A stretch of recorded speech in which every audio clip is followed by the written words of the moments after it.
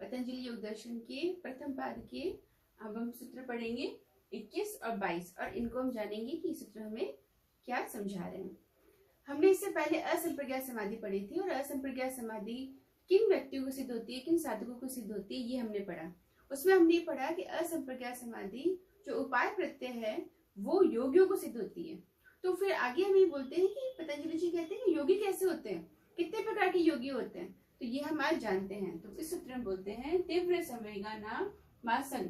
तो बोलते हैं ये जो कैवल्य की प्राप्ति, ये जो असंप्रज्ञात समाधि की प्राप्ति, ये जो 5 उपाय करते हैं साधक या योगी, कौन कौन से? श्रद्धा, वीर्य, स्मृति, समाधि, प्रज्ञा। ये जो पांचों का जब योगी जो उपाय कर रहा होता है तो उसको कैवल्य की प्राप्ति या असंप्रज्ञात समाधि बहुत शीघ्र उसको सिद्ध हो सकती है। कौन से वालों को? तो बोलते हैं 3 प्रकार के योगी होते हैं। कितने प्रकार के? 3 प्रकार के। कैसे होते हैं? मृदु, मध्य और अधिमात्र। मृदु, मध्य और अधिमात्र, इन 3 प्रकार के योगी होते हैं। जिनमें से असंप्रज्ञात समाधि किसको सिद्ध होती है? तो बोलते हैं पहले मृदु, मध्य, अधिमात्र जो अपने योगी हैं, पहले हम इनके प्रकार को समझ लेते हैं कि ये कैसे होते हैं। तो बोलते हैं ये जो उपाय करते हैं तो कैवल्य की प्राप्ति होती है। तो बोलते हैं मृदु उपाय वाले जो योगी होते हैं, इनके भी 3 प्रकार हैं। कैसे? तो बोलते हैं मृदु उपाय वाले योगी जो होते हैं इनकी गति थोड़ी धीमे होती है, मध्य वालों की मृदु से थोड़ी तेज गति होती है, और जो अधिमात्रा वालों की होती है उनकी सबसे तेज गति होती है योग की अवस्था में। तो बोलते हैं मृदु के भी 3 भाग हैं, मृदु के भी 3 प्रकार है। तो बोलते कैसे? तो बोलते मृदु संवेग, मृदु उपाय योगी, यानी मृदु का खुद का संवेग, मृदु उपाय योगी। फिर मृदु मध्य संवेग, मृदु उपाय योगी। फिर मृदु तीव्र संवेग, मृदु उपाय योगी। ये मृदु वाले जो योगी होते हैं उनके 3 भाग है। एक तो मृदु यानी बहुत ही कम गति, फिर मृदु मध्य थोड़ी सी ऊपर, फिर मृदु अधिमात्र थोड़ी उससे बेटर। फिर बोलते दूसरे प्रकार के योगी आते हैं मध्य योगी। तो बोलते हैं इनकी गति कैसे होती है? मृदु मध्य संवेग, मध्य उपाय योगी। फिर मध्य संवेग, मध्य उपाय योगी। फिर मध्य तीव्र संवेग, मध्य उपाय योगी। बोलते ये जो मध्य वाले होते हैं इनकी भी मृदु, मध्य और अधिमात्र संवेग होते हैं। मृदु मध्य, मध्य और मध्य अधिमात्र, मध्य तीव्र संवेग। तो बोलते हैं ये भी योगी की जो गति होती है, ये स्पीड होती है, इनसे थोड़ी तेज होती है, और इनके भी 3 प्रकार है।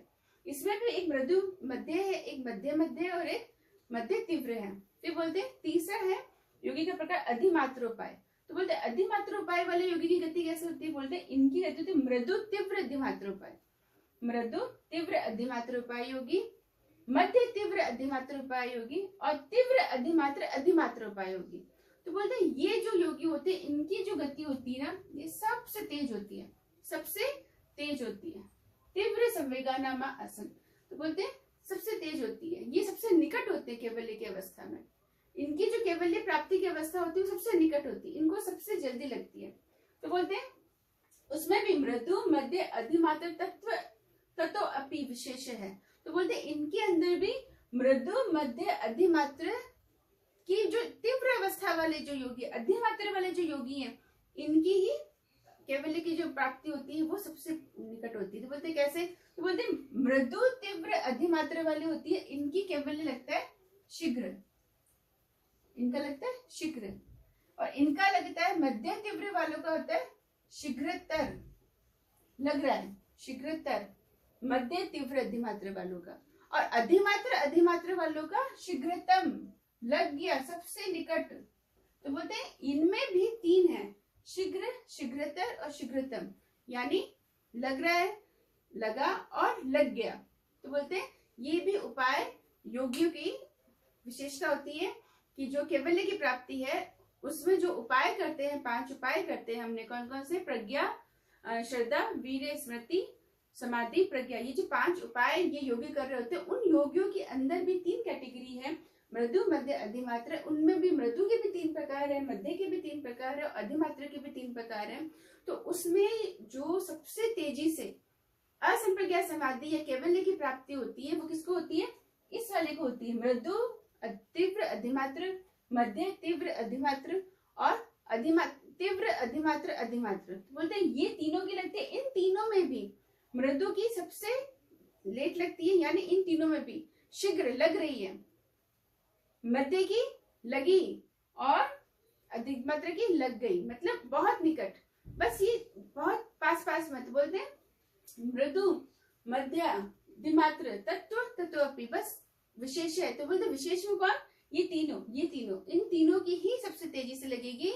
इसके अलावा इनकी गति बहुत धीमे चलती है, ये धीरे धीरे चल रहे होते हैं। सबसे तेज जो कैवल्य की प्राप्ति होती है महर्षि पतंजलि जी कहते हैं ये अधिमात्र उपाय योगी वालों की ही कैवल्य की प्राप्ति या असंप्रज्ञा समाधि इनकी लगेगी। ठीक है, तो ये हमने समझा 2 सूत्रों से कि असंप्रज्ञा समाधि उपाय प्रत्यय वालों की उपाय करने पर कौन से योगों की लगती है, क्योंकि उसमें हमने बोला उपाय प्रत्यय जो समाधि है, ये असंप्रज्ञा जो समाधि है, ये 5 उपाय करने वाले योगी को ही लगेगी। तो फिर पतंजलि जी कहते हैं भाई योगी कौन से होते हैं, तो बोलते हैं भाई 3 प्रकार के योगी होते हैं, उनके भी 3-3 रूप होते हैं। उसमें भी सबसे तेज जो अधिमात्रा वाले होते हैं, उसमें भी मृदु, मध्य, अधिमात्रा के अंदर जो अधिमात्रा वाले होते हैं उनकी सबसे पहले लगती है, मध्य अधिमात्रा वाले की उससे थोड़े पीछे, और मृदु अधिमात्रा वाले की उससे थोड़ी लेट। तो बस इतना ही अंतर है। बाकी ये हमने यहाँ पे पढ़ा कि 5 उपाय करने वाले योगियों की इस तरीके से हमें समाधि किस तरह से शीघ्रतर और शीघ्रतम लगती है। आप लोगों को अगर ये कोई प्रश्न हो उसको लेकर तो कमेंट बॉक्स में जाके कमेंट में प्रश्न पूछ सकते हैं, मैं उसका उत्तर देने का प्रयत्न करूंगी। जय गुरुदेव।